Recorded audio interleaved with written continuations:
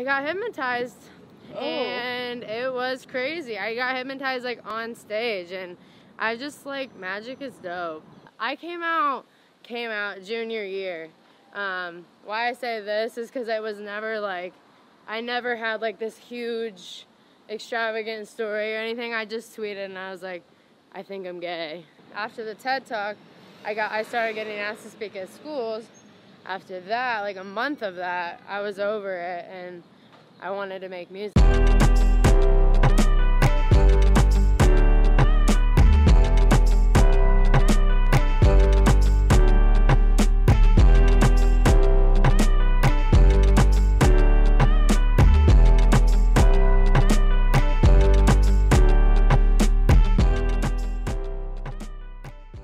Hi, this is Lauren Engel. Today I'm here with another Lauren. Hey! Lauren Sanderson. Lauren Sanderson. Yeah. Nice to meet you. So you were born in Indiana? Born in Indiana, yeah. I just moved here like 5 months ago. Oh. 6? I'm like an LA baby now. Are your parents from Indiana as well? Yeah. Oh. Yeah. And when you were young, your dad used to like film everything, right? Literally everything. There's hours and hours of footage from when I was a kid. Literally, hours. And yeah, it's cool. There's a bunch of CDs, and he just kind of kept everything. Like, I don't know why, who, what, when, where, but I'm super grateful because now it's just cool to look back on those moments. Yeah. What do your parents do?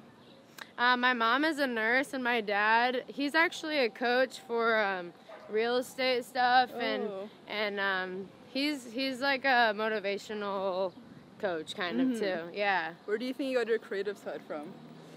Man, probably a little bit of both, because I don't know, both my parents really, like, as I was a kid and growing up and everything, like, both of my parents really, I don't want to say, I guess they just like really paid attention to my weird side, like just being a weirdo and being like my own person.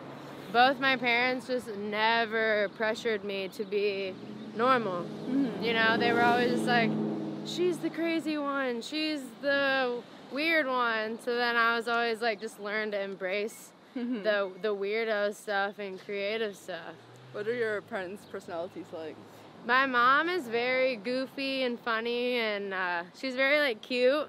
And my dad is very respectful. My dad is very like entrepreneur and leader and stuff like that. So my mom, I think, gave me like my quirkiness and like, I don't know really what that is, but my dad definitely gave me like my business side and like my love for entrepreneurship. Can I cuss? Yeah. Okay, no. What kind of music were they playing in the house when you were growing up?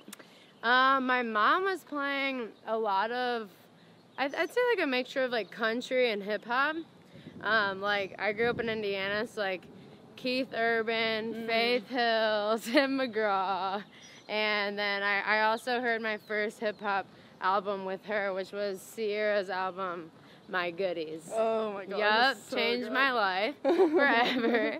And then on my dad's side, he played a lot more like alternative and I don't know, like I can't really remember. I feel like he just like played the radio, like rap, hip hop type stuff, pop maybe. Yeah. Did you like school growing up? No, I hated it. I hated everything about it, honestly, except for like seeing people. And yeah, I had really bad grades too. I did not like this. This is a nice interview. Yeah, I just had really bad grades. I just don't have the type of personality to like sit in a desk and just like be talked at. I don't really like that. What were you doing in your free time back then? I wrote a lot of poems when I was growing up, and which later turned into rapping.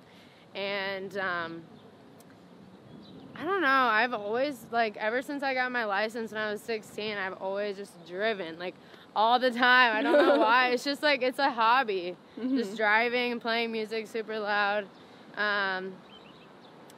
Yeah, and just telling stories. Just, like, I always knew I was going to be a musician. Not a musician, but, like, I always knew I was going to be a leader. So I've just done everything I can to make sure that I'm just preparing. Yeah. You wanted to be a magician when you were younger? Yes, how'd you know that? I know everything. Do you? Did you do your research? Yeah. Alright, I see you. Yeah, I wanted to be a musician. I went on a cruise when I was like 15 or something, and I got hypnotized.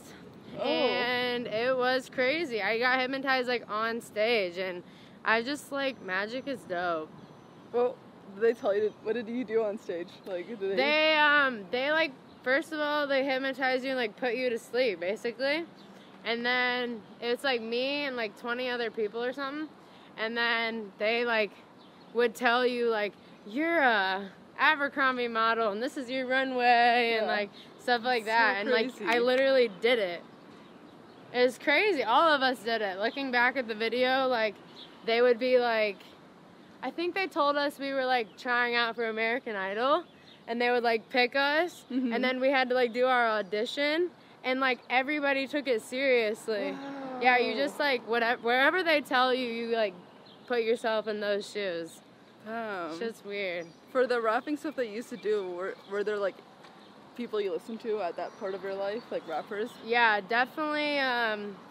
One of the first rappers I was ever inspired by was G-eazy. I remember in like junior year, he came out with the song Been On, and there was this video where like he had a cigarette or a joint or something in his mouth, and it was like paused like this, but then all this, it was like a picture, but then the smoke was going up, and it was like, that was the music video, and it was crazy to me. And he just like told like his story in his music, which I really loved. And then at the same time, I really have always loved J. Cole, G-eazy, J. Cole, and definitely Tyler, the Creator, and Mac Miller. Mac Miller, actually, I heard before G-eazy. So Mac Miller was the first one I was ever inspired by. Yeah. But yeah, Tyler definitely was like the first weirdo that I was just like, dude, this guy is weird as hell, and it's awesome. So yeah, and he was super vulgar, which I just love. What made you decide to do like YouTube covers before? Justin Bieber. Oh.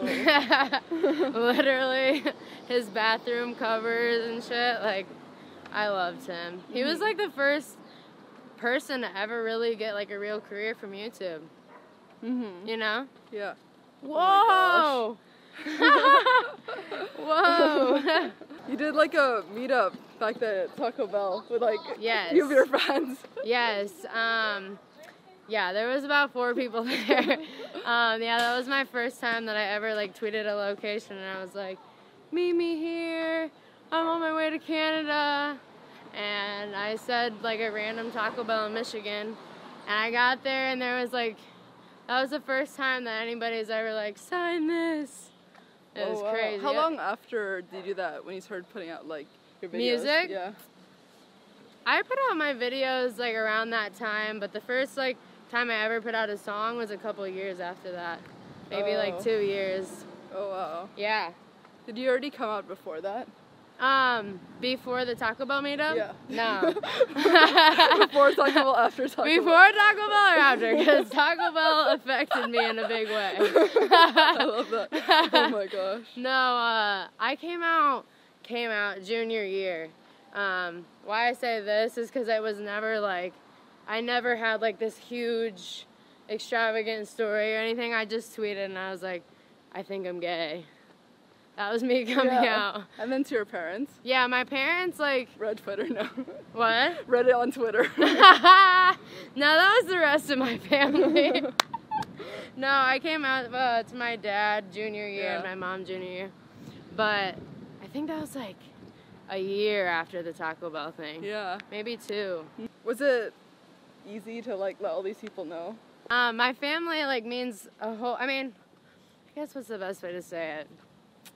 I guess the best answer is I was really scared to tell my family just because, like, you just don't know how they're going to react, especially when you just come to terms with it yourself. My dad was, like, a great person to first find out because he asked me if I was. Oh, really? Yeah, so,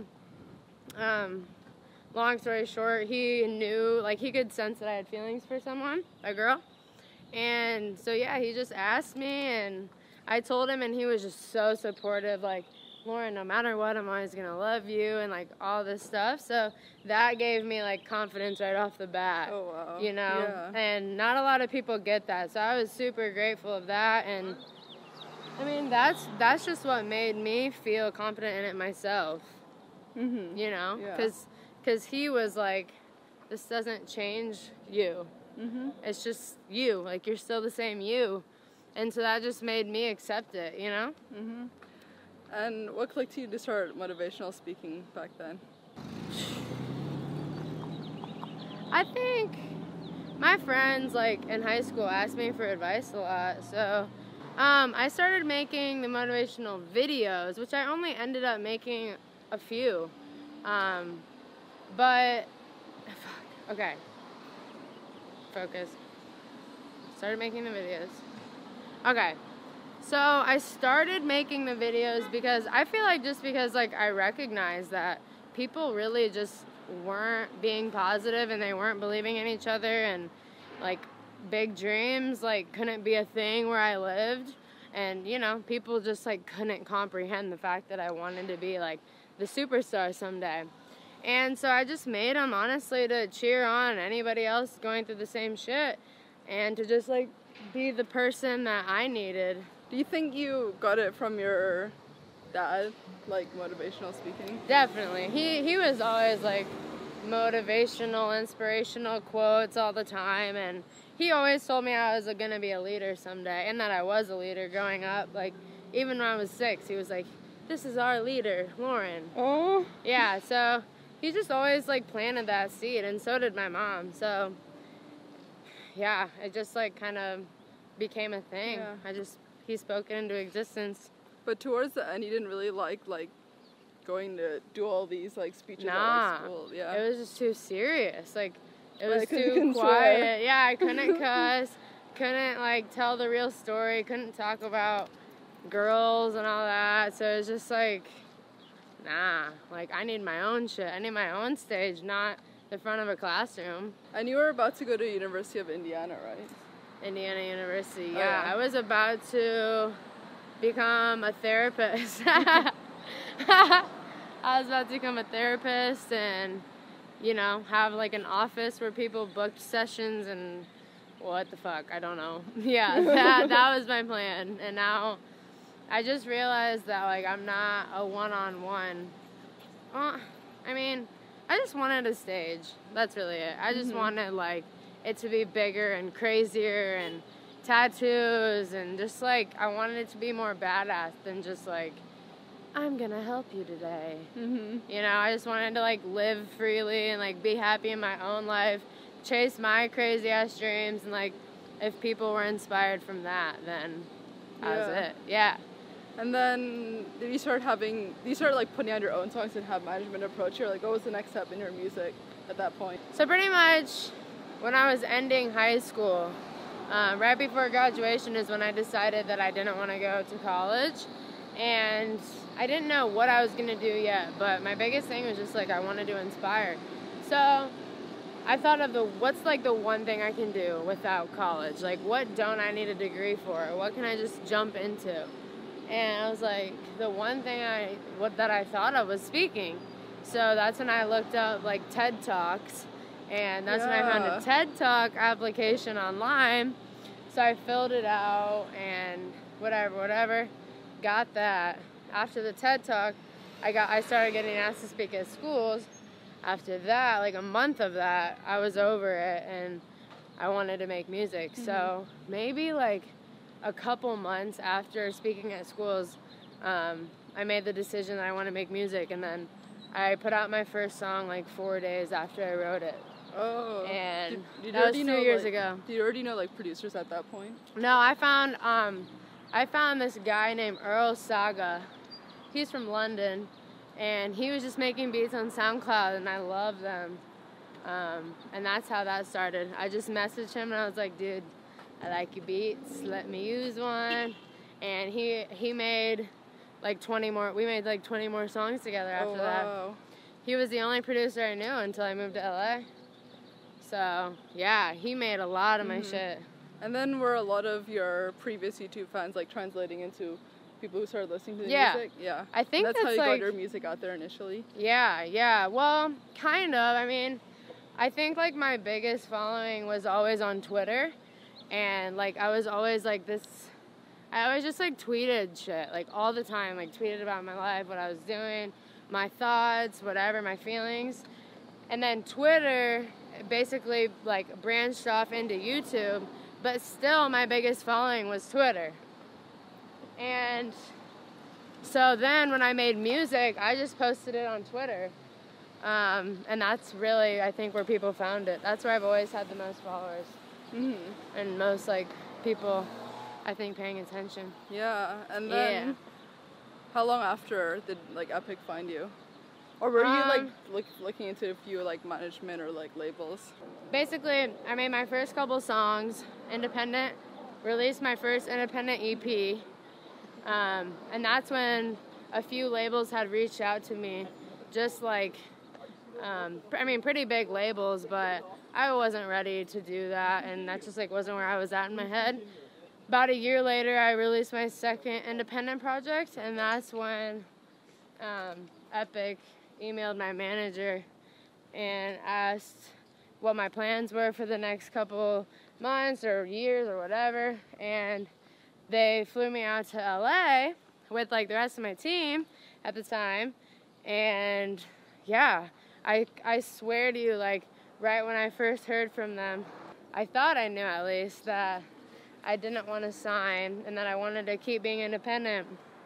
And I met with them, and I could just tell that, like, they really got my vision, and they knew what I wanted to be, and they knew what I was and what I wasn't. And yeah, they were cool with this, so I was like, fuck it. Like, if I don't say yes right now, like, when am I going to let people help me, you know? And in between that time, were you working other jobs to sustain yourself? No, I was selling a lot of merch throughout this time. Oh. And that was, like, my main thing. And then, yeah, I mean, I really wasn't focused on money, but, like, I had a little thrift store on the side, too, to kind of, like, keep me going. And be able to afford studio time and stuff like that, yeah. How did the PnB Rock song come about? I was in the studio with FKI First. He worked on a lot of stuff on Post Malone's album Stoney, and he's super talented. And we were in the studio, and, like, right when I signed with Epic, we kind of agreed that Written in the Stars, which I had already released independently, but we wanted to re-release it with, like, a little extra flavor. So I went in with First and made, like, a little feature slot. And I didn't know who was going to, like, feature on it, but apparently him and PnB had a session together, and he played him the song, and, like, PnB just really fucked with it. So a couple of days later, maybe, like, a week later, I woke up, and it was in my inbox. And from the second I played it, like, I just loved it. I thought it was really good. It was, like, one of the best things I had heard from him. Oh, wow. Yeah. Nice. Why did you decide to, like, write all these letters? I think that was, like, one of the first ways that me and my supporters had ever really, like, connected on, like, such a deep level, because when I got my P.O. box, people started just writing to me and, like, spilling their heart out to me, and I really think it's because people knew that I'm really accepting, and, like, I'm pretty open-minded, and I don't think a lot of people are. Not saying that, like, whatever, but people see that, and, like, they feel that I'm not judging anybody, and I'm not, like, trying to criticize anybody, so people would just, like, feel like I think I was, like, their safe person. So, I mean, I'm like, super touched by that still, but when people would write me letters, like, I just knew how important that was to answer them, and now it's at a point where I can't answer everything I get, but, you know, I do as much as I can, and I think that it's just dope that people know that they can confide in another human. Yeah. Yeah. How would you say your music has changed since the early songs you wrote? I think I just matured a lot in my feelings, and I mean, being like making music for 3 years now, you learn so much because like you make your first project, you know nothing. You make your second project, you kind of know some things. Mm-hmm. But then by like my third project that I'm making right now, like I feel like it's a whole new it's a whole new ball game just because, you know, I have a lot more ability to go in the studio and meet with different producers and everything like that. So I think now the music I'm making is more badass and it's just more me. Mm-hmm. Yeah. How would you say you've grown as a person since you were younger? I've become much more respectful. I like learned how to be respectful, or I guess like the biggest thing I've learned is how to be a weirdo and like, you know, be badass, but still be respectful and, you know, just how to like embrace who you are without like shutting down other people. Mm-hmm. And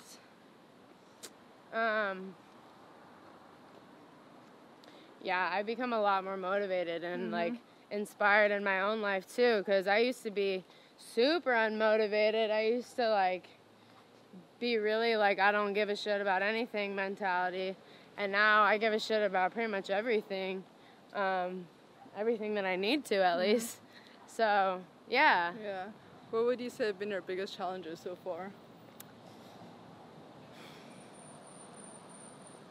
I think I was worried for like a long time about finding my sound.